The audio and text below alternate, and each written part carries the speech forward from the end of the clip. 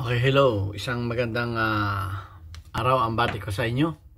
Ito ang inyong Pinoy Panoramics Instructor na magbabagi sa inyo ng isang maliit na kaalaman upang inyo ring matutunan ang mga simpleng bagay. Okay, saan man panig kayo ng mundo, mga FW, gabi man dyan, tanghali, hapon, ay dalangin ko sana tayong lahat ay malakas ang pangatawan at naghahanap buhay para sa ating mga pamilya. So, gusto kong ibahagi sa inyo ang isang maliit na problema ng mga baril na nagmamalfunction. Actually, hindi kayo maniniwala na kahit yung mga mamahaling baril ay nagkakaproblema kamukha nitong STI. Napakaganda nito. So, hindi ko ito ginawang live dahil magpapakita tayo ng baril. So, naka-upload dito. Kaya, ang problema nito ay may malfunction. At ito ang kalimitang nagiging problema ng mga bagong baril. Kinakailangan nating i-tune up kung paano ang pag-tune up.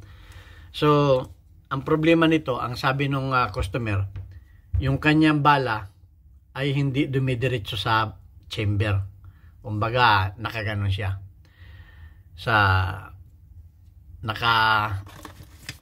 Kumbaga, nakaganito lang siya. Yan, nakaganyan siya. Ganyan ang posisyon niya at hindi siya dumidiretso. So, tinesting ko nga, ang ginawa ko, ako ay gumawa ng dummy bullet. Ayan, kung makikita ninyo, wala ng primer yan. At kung gagawa kayo ng mga, kasi mas maganda talagang gamitin na pang testing yung mga ganitong original na bala na tinanggalan ninyo ng primer at saka powder. Pero kung kayo gagawa ng ganito, gagamit kayo nitong bullet puller. Okay? Itong bullet puller, may kasama yun dyan, ilalagay ninyo yun dyan. Okay? Para lang na kaunting kalaman at ilalagay ninyo siya dyan. Tapos itataklob ninyo. Saka nga nyo ipapalo sa kahoy. Hindi ka, para tumagal ito, hindi masira. Sa kahoy ko ito pinupukpok hanggang sa matanggal yung heads. Pag kumalog na yan, tanggal na yung heads. So, makukuha na ninyo yan dyan. At ang mangyayari niyan, makukuha na ninyo ito at tanggalan ninyo ng primer. Yan. Ang ginawa ko nga, tinanggalan ko na ng primer para pagkatanggal ng primer, binarina ko pa para talagang madali siyang makita. At kung kayo ay gagawa nito, wag kayong maghahalo ng live bullet. Ang live bullet naka-separate talaga, nakatago. Huwag kayong maghahalo dito, baka mapagkamalan ninyong dami pa yan, magkakaproblema. So, safety ang kinakailangan. So, ayan. Gumawa ako nito at para kung matesting, gumawa ako ng tatlong Ayan o. Wala akong bala dito na Wala akong bala dito na naka-mix. So, testingin natin. Ayan. At,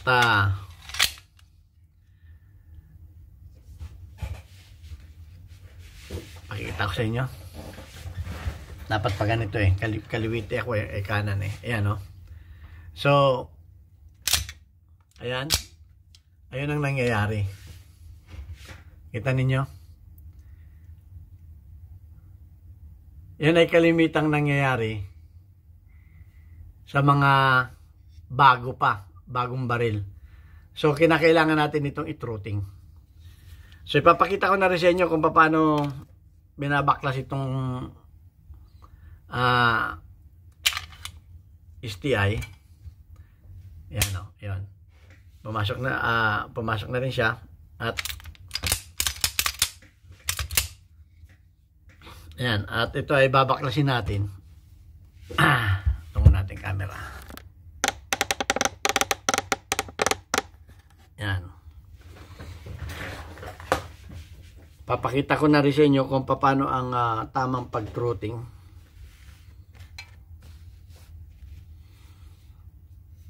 So, una babaklasin natin tatanggalin natin itong kanyang slide stop. Ipupus lang natin dito sa likod. Pupus lang natin dito.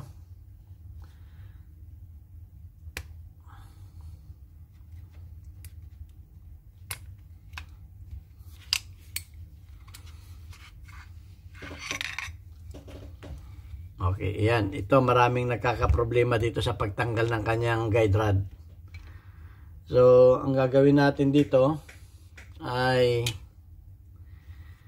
kuha tayo ng isang pako at puputol tayo ng ganito kalaki. Yan, susukat natin doon.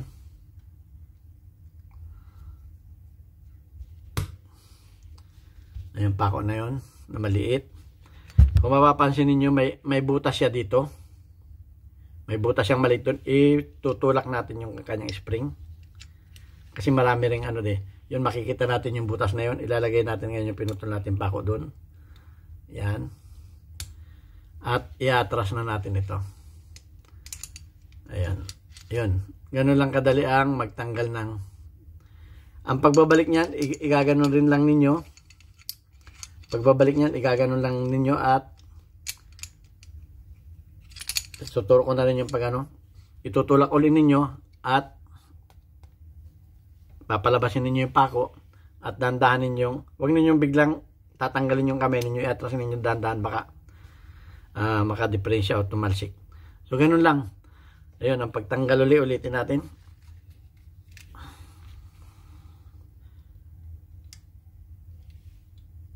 Ayun, tanggal na. So ayan, at atin siyang titinan ang barrel. Ayun. Ibababa natin yung barreling. At kung makikita ninyo siya, lawan natin. Ayun. Makikita ninyo siya, matalas yung kanyang mga gilid. At saka itong ramp dito matalas. Okay, ayun. Matalas siya. So, atin siyang gagamitan ng Dremel.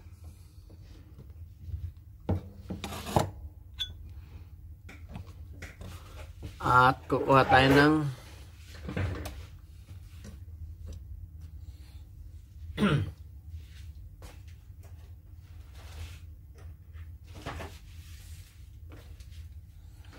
ito. Gagamitan natin siya nito.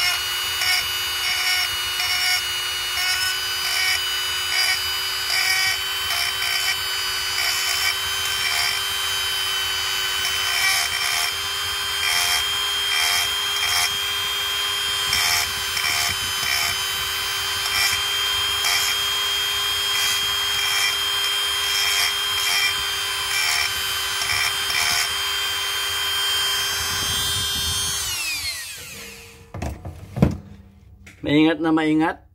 Tanggalin natin yung, ang tinanggal natin ay tinanggal natin itong parte na to. Yan. Saka yung ano na yun. Tapos ito, tinanggal natin yung matalas. Saka ito. Yan. So, titistingin na natin, ganun lang kadali ang pag-truthing. At na-advise ko, wag agad-agad, pwede naman ninyong trial and error yan. Wag agad-agad ninyong babanatan ng malaking bawas. Konti lang muna. So, maganda yung barrel niya. At siya nga pala, ito pa yung isang mga palatandaan ng original na barrel. Kita ninyo itong mga malilit na parang mga markings na yan. Ayan o. Ito. O yan. Yung mga markings na yan, pag may nakita kayong mga ganyan sa barrel, mahirap gayahin yan. Ito. Yan yung parang kanilang mga markang mahirap gayahin. Okay.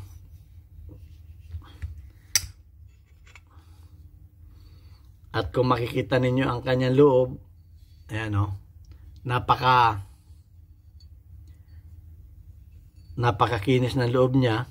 Wala kang makikita mga tool mark dito. Ayan, papakita ko lang sa inyo yung original.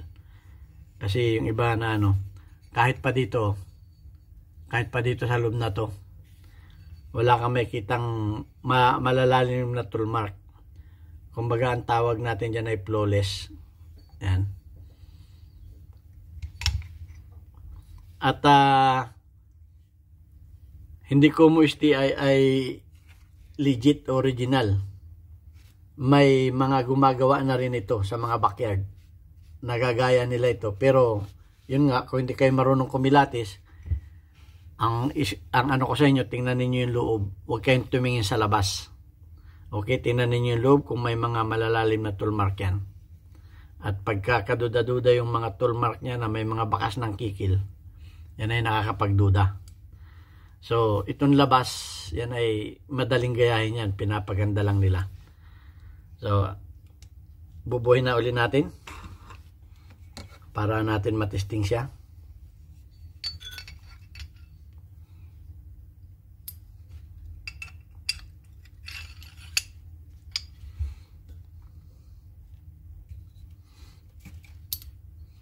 Yan, yung pagkakabit niya, napakadali. Yung iba na problema dito, yan, ang hirap do sa iba, hindi nila, pag yung problema nila, wala sa title, hindi nila pinapanood, hindi nila alam, na sa isang vlog, marami na silang matututunan. Okay? Ayan, tinanggal na natin yung pin doon, binaba na natin. At, ayan, kinabit na natin. Ito yung sinasabi kong mga tool mark, oh. Yung sinasabi kong mga marka ng mga original. Yan, may mga ganyan siya na mahirap gayahin yan, no? Yung barrel niya may ganon din, may ganon din siya. Pagka walang ganyan, nakakaduda na. Pero kung sobrang luma na at yan ay halimbawa ay na siya, nabura na, yung loob ang tinitingnan ko, loob na. So, okay, ibabalik na natin at nang ating matesting siya.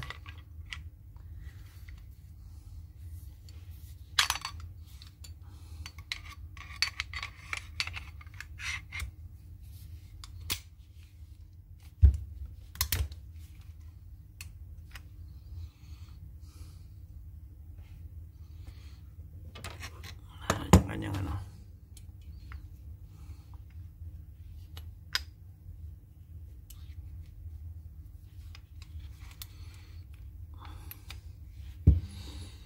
kukuha lang tayo ng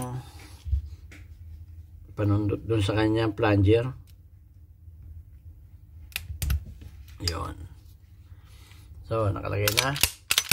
At muli natin tingnan yung ating mga balang dami. Ayan, titingnan natin. Chichikin natin mabuti. Double check. Ayan.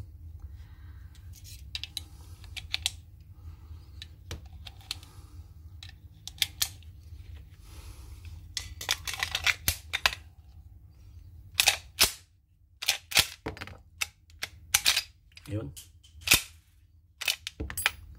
So, isa pa. At ganun lang kadali ang pagtutruting. Sinisingil na yan ng 1,000 ng mga gunsmith. Kaya 1,500. Yan, nakalibre na kayo. Ganun lang. So, isa pa. Dadandahanin natin. Yan. Yan. So, ayan. At, ganun lang kasimple ang pag-truthing. So, sana may natutunan kayo sa akin sa maiksi natin video na ito. Actually, nasa 15 minutes lang. At hanggang sa muli. At yung mga nagtatanong sa YouTube channel ko, panoorin niyo yung mga question and answer sapagkat nandun yung mga kasagutan. Inulit ko, hindi madali ang sumagot sa chat ng mga pagsosolve ng mga problema. Kaya sinasagot ko yung sa question and answer. Panoorin ninyo yung mga kasagutan doon. Kahit kung wala man sa title yung inyong katanungan, panoorin ninyo yung kabuuan. Hindi naman lahat ay ginagawan ko ng videos yun. Kundi, pumipili lang ako ng nilalagay ko na title. Pero yung mga tanong ninyo sa buong isang linggo nandun lahat. So, hanggang dito na lamang. At ito ay titestingin natin mamaya pag bukas ng range. Titestingin natin ang actual. So, bantayan ninyo.